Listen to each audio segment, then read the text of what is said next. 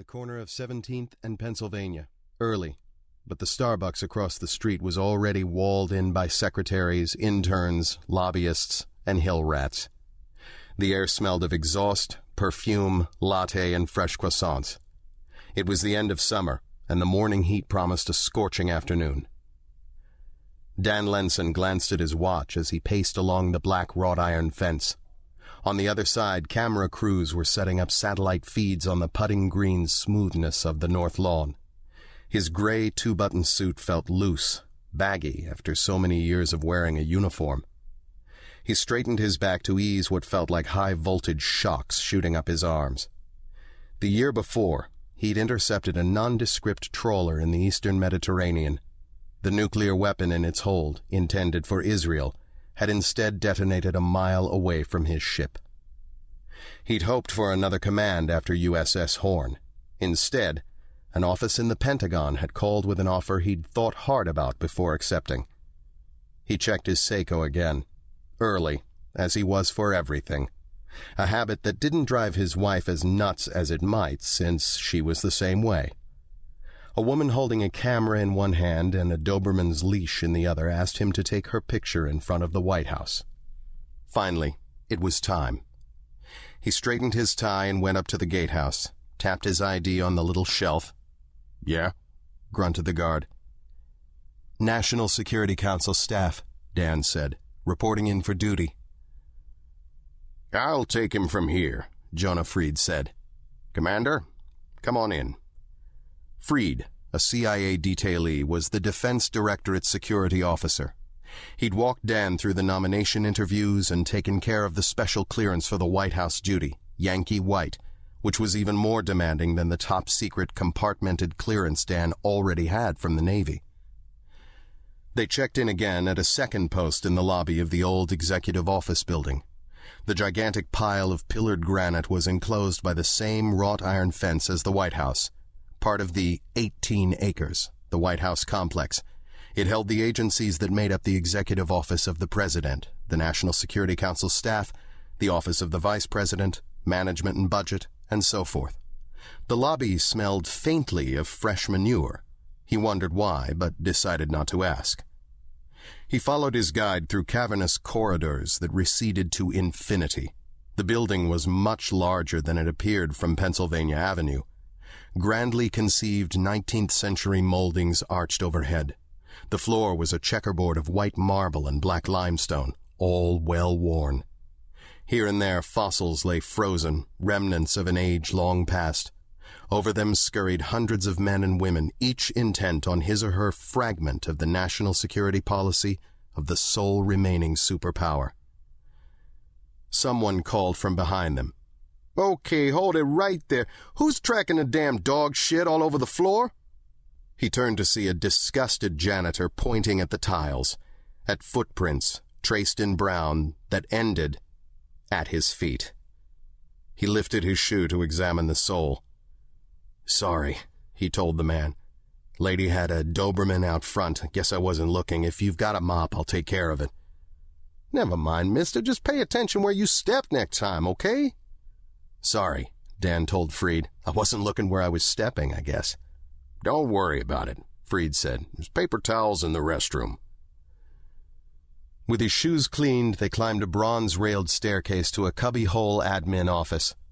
Dan got a check-in list. He signed in-briefing sheets, signed for a safe combination, again for usernames and passwords for both high-side classified and low-side unclassified email networks, and yet again for a pager. Back to the first floor and a photo booth in the Secret Service office. "That's a blue gold pass," Freed told him as Dan adjusted it. The stainless steel chain felt heavier than it ought to around his neck. "In a couple of weeks we'll get you one with 2 gold stars on it. That'll get you full access. Not to say you just stroll into the Oval Office, but if you're told to go, you're cleared in." Freed looked at his watch. "Remember where your director's office is? 3rd floor?" Dan said he thought so. Freed gave him the room number just to be sure, then vanished down one of those labyrinthine corridors. The first name on the check-in was General Garner Siebold. The senior director didn't have as large an office as Dan had expected. He supposed the 1600 Pennsylvania address made up for it. Siebold removed half-moon reading glasses as Dan came in. His eyes were pouchy. He had white, bristly hair. He wore a regimental-style tie and polished cordovan wingtips with a gray suit. The only military note around was a print of an Abrams tank charging through a sand berm as shells burst around it. Dan got a quick handshake and an invitation to sit. Siebold said to the admin assistant, "Ask Bry Milehammer to come up." To Dan, "You said you were buying here, right?" "We found a place in Arlington, closed last week." The price had taken his breath away, but with Blair's salary added to his, and she made more than he did, they'd manage the payments. "You're coming off sea duty, right? Remind me." "Commanded a sprue can." Seeing the general's blank response, he went generic. "Destroyer, sir. Interdiction operations in the Middle East." "Oh, yeah, I remember now." Siebold looked at Dan's lapel. "Don't wear your congressional?" Dan had pondered that question before the mirror that morning. The Medal of Honor came with a small blue bar with white stars that you could wear with a civilian suit. He'd held it at his breast, then left it on the dresser. "It attracts too much attention, plus I don't feel right wearing it." "Or the Silver Star? The Navy Cross?" Siebold had a file folder out now. He was turning pages. Dan didn't answer. As far as he was concerned, the ones who deserved the decorations were the guys and girls he'd served with, some of whom had never come home from Iraq and the Gulf and the Med. The general cleared his throat. "What's your, medical status?" "Recovering from injuries, sir. I'm approved for light duty." "I've got you headed for the counter-drug office, director of interdiction." Dan blinked.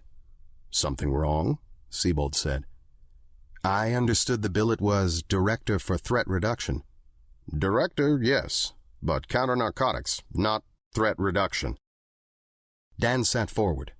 They'd told him he'd be working to reduce the number of nuclear weapons in the states of the former Soviet Union and secure them against the kind of theft and misuse that had killed so many of Horn's crew.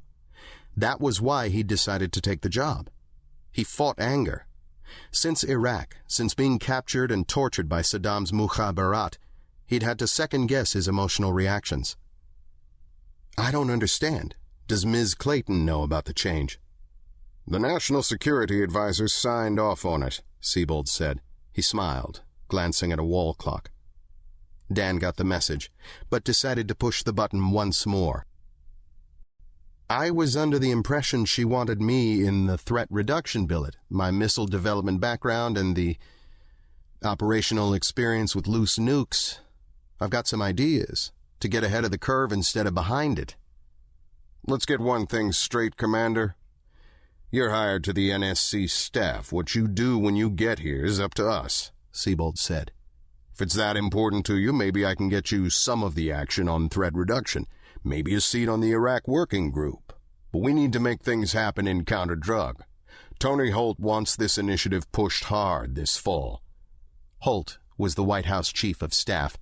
Dan had heard him called the president's personal nut cutter. "It's a joint mission and a huge effort force-wise." Dan rubbed his mouth.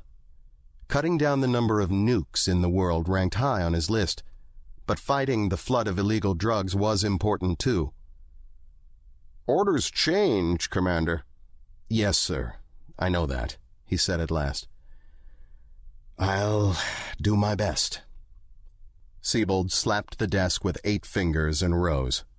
"Mrs. C will be back in town tonight. Morning conference in the sit room at 10:00 tomorrow.